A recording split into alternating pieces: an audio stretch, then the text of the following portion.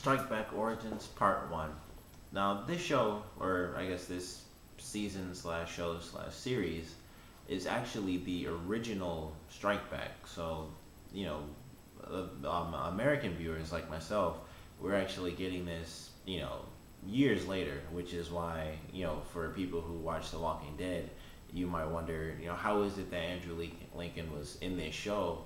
And it's really like, how is his hair short in this and then long in The Walking Dead? Like, they'd have to, shoot like at a really weird time so that it didn't conflict with the series. But generally, shows are all filmed during one specific time of year, for the most part at least.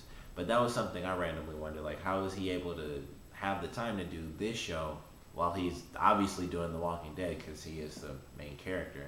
And it's because this show is actually years old. We're in season 3 of Strike Back, which is technically season 4, and that was years ago when this came out. So for London viewers and UK viewers, they aren't really getting this at all. It's nothing special for people across the pond because they've already seen it as the first season, and then after that first season, it was basically redone into the Strike Back that we have now, where Porter, and I won't spoil it for anyone who for some reason watches this and doesn't watch Strike Back, but it was revamped into having um, Scott and Stonebridge instead of Porter and Collison or Collinson, I think that's his name.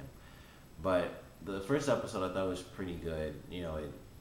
A lot of loss in this episode. It was kind of like it just shows how Porter really had to deal with one decision he made, causing him to lose, a lot of the people that he used to be friends with. When they go on this mission and he finds the boy with the dead man trigger, and he saves this boy's life by the boy's basically doing it because it's kind of what he's supposed to do. So he goes in, he puts his hand on the boy's hand and stops it, and he cuts the wire so the boy can let his hand off the trigger and it won't kill him and Porter and everyone else. And so the boy says something, and we later find out that it translates into I owe you my life, pretty much. But he saves this boy, and then of course he knocks him out.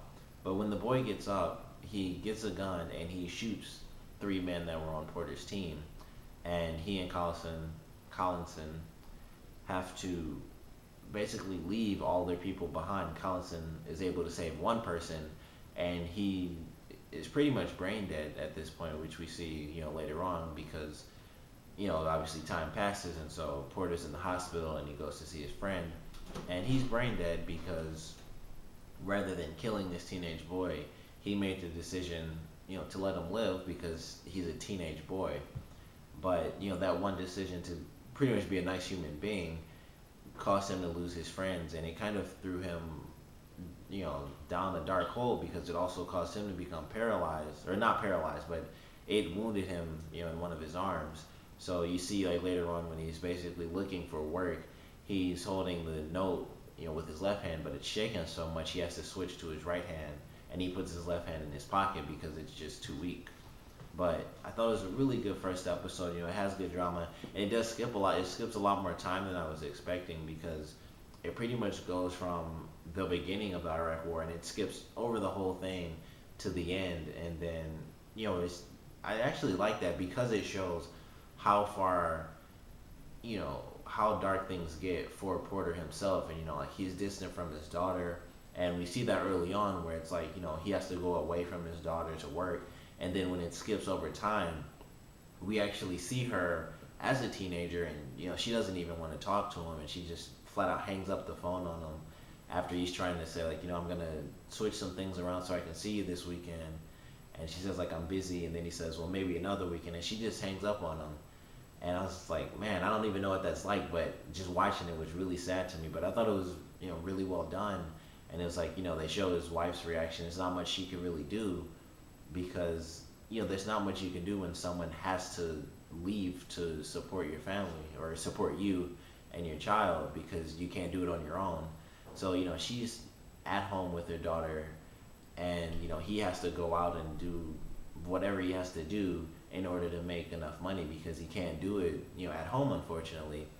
and it's just sad. You know, she's stuck there, and it's like I know why he's doing it, and I can't help. And you know, it's kind of hard to explain things to teenagers sometimes, but when you grow up and your parent isn't there and they try to be in your life, it's just that's just how it plays out sometimes.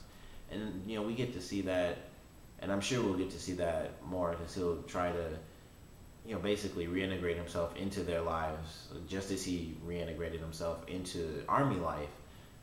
Compared to him just being like behind a desk for years, he does get back into fighting form, and we see in the end of this episode, you know, he really does go out because he and Collison, or Collinson, I swear I saw the name, I heard it, can't freaking remember.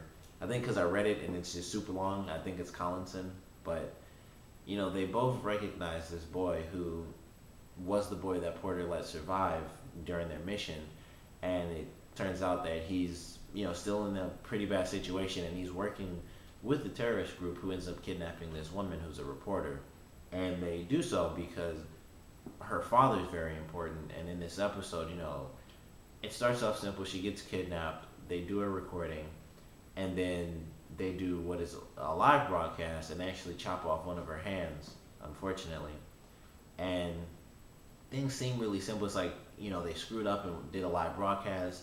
Like, we got them. We're gonna go in. We're gonna save her. We're gonna kill all the bad guys. And then they send this huge group in. They go in.